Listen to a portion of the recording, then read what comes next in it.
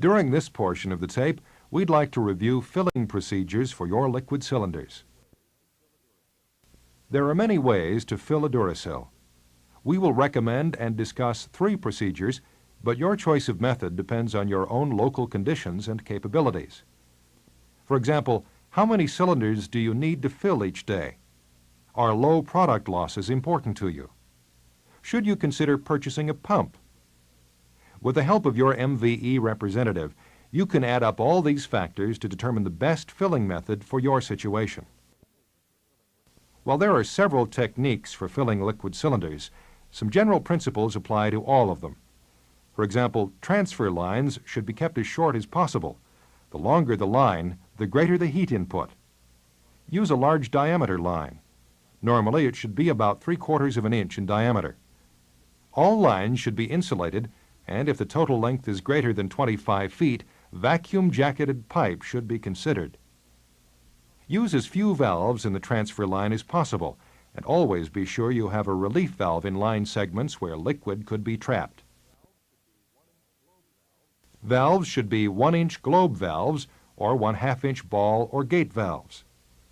Try to have as few elbows in the transfer line as possible, and use elbows with long radius bends. The liquid should be taken from the bottom of the storage tank and not from the dip tube. Consolidate your fillings. Filling liquid cylinders while they are still cold minimizes losses. An empty liquid cylinder will warm up in 5 to 6 days and require 15 to 20 liters of product to cool it down. This approximates a 10% loss. Stop the fill as soon as the cylinder is full. An additional 10 to 20 liters is lost for every minute the fill continues beyond the full point. The combination of filling warm cylinders plus overfilling for 1 minute could easily mean a 20% loss rate. The United States Department of Transportation specifies that you always fill tanks by weight. Filling by weight is safe and accurate, and it makes sure there is room in the tank for liquid expansion. Never use the liquid contents gauge to determine when the tank is full. It's not accurate enough. Some distributors fill their tanks until the vent valve spits liquid. This is not a DOT-approved filling method, and you may be supplying more liquid than you are charging for. To determine the correct fill weight of a Duracell, consult the appropriate chart in the user manual. DOT specifies a maximum fill weight based on the relief valve setting of the liquid cylinder and its gross capacity. MVE has developed a recommended filling chart which assures compliance with DOT regulations while optimizing hold times. Contact your local MVE representative if further explanation of fill weights would be helpful. And finally, filling operators should wear goggles and gloves and follow good safety procedures no matter what filling technique you choose. Keeping these principles in mind, we want to show you 3 recommended techniques for filling a liquid cylinder. Bottom filling using the pressure transfer method. Bottom filling with the aid of a centrifugal pump. And top filling your liquid cylinder using a centrifugal pump. Bottom filling a Duracell via the pressure transfer method is the most popular and efficient technique and is the first method that should be considered. As the graphic shows, a liquid line runs from the bulk storage tank to the liquid fitting on the Duracell. In this method, the vent valve is open to the atmosphere, and both the pressure builder and gas use valves are closed. Pressure in the storage tank forces cryogenic liquid into the Duracell. The open vent reduces pressure in the Duracell, creating the pressure differential that causes the liquid to flow. In general, the faster the transfer, the lower the losses. However, tests indicate that losses during a pressure transfer fill will be minimized and filling times reduced by keeping the pressure in the Duracell at 10 to 15 psi lower than the pressure in the storage tank. For example, if storage tank pressure is 100 psi, you'd want to crack the vent valve on the Duracell to keep its pressure at 85 psi. To automatically control liquid cylinder pressure, And to minimize flash losses, MVE has designed a low-loss filling system that will maintain the 15 psi differential. The pressure transfer method has several advantages. There are low initial and maintenance costs because it doesn't use a pump. The entire transfer process is economical. Average filling time is just 8 to 12 minutes.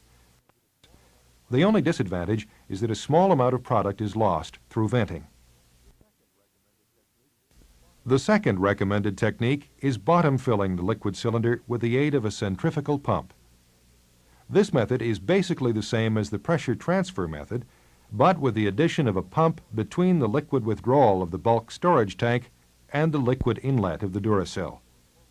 The pump should be rated for a flow rate of 10 to 15 gallons per minute and be located as near to the bulk storage tank as possible. Before starting the pump, allow it to cool down by opening the bulk storage tank liquid valve and the bypass line that runs from the pump outlet back to the storage tank top fill line. Once the pump has cooled down, becomes frosted, turn on the pump and open the liquid fill valve on the Duracell while closing the bypass valve. Liquid is then forced through the piping and into the bottom of the Duracell. Under ideal conditions, low storage tank pressure, a cold Duracell, and short pumping distances, it may be possible to completely fill the Duracell with the vent valve closed. However, it is likely the Duracell pressure will rise to the relief valve setting or the pump's maximum pumping pressure before the fill is complete.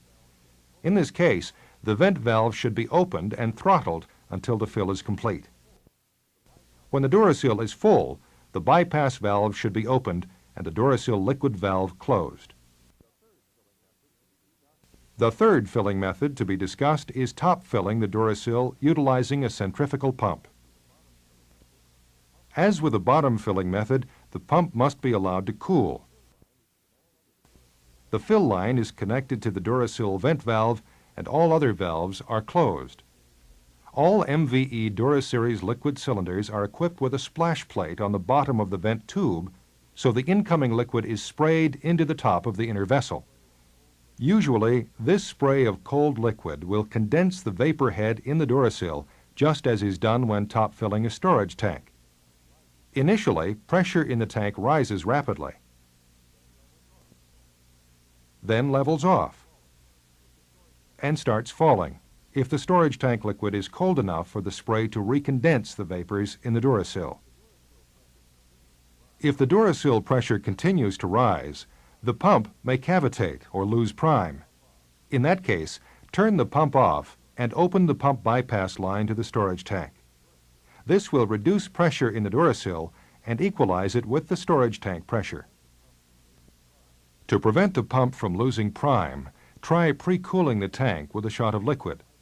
Warm liquid cylinders or piping that is not short and straight will add considerable time to the fill by necessitating frequent stops to equalize tank pressure. Top filling a Duracell is, in general, the most difficult method, but can result in the lowest product losses and fastest fill times. Given the right conditions and a properly installed system, both centrifugal pump transfer methods have several advantages. The system fills tanks quickly, and there is very little product loss. Any product loss you might have can be minimized by consolidating your fills to once or twice a day. Disadvantages can include the amount of liquid needed to cool down the pump and piping before the transfer resumes. Unless a significant number of liquid cylinders are filled at one time, this amount can be 10 to 20 liters per cylinder. Finally, the initial cost and maintenance of a centrifugal pump must be weighed against the amount of product to be transferred. You now have a better idea about which transfer system is best for your needs and capabilities. Remember that an MVE representative can help you select the most appropriate method. The Duracell: efficiency, ruggedness, versatility, and reliability. Features that combine to make the Duracell the most practical solution to the challenge and opportunity of delivering larger volumes of gas to increasing numbers of gas users. If the Duracell makes economical sense for most of your gas supply customers, then you'll also want to take a look at MVE's other Duraseries cylinders.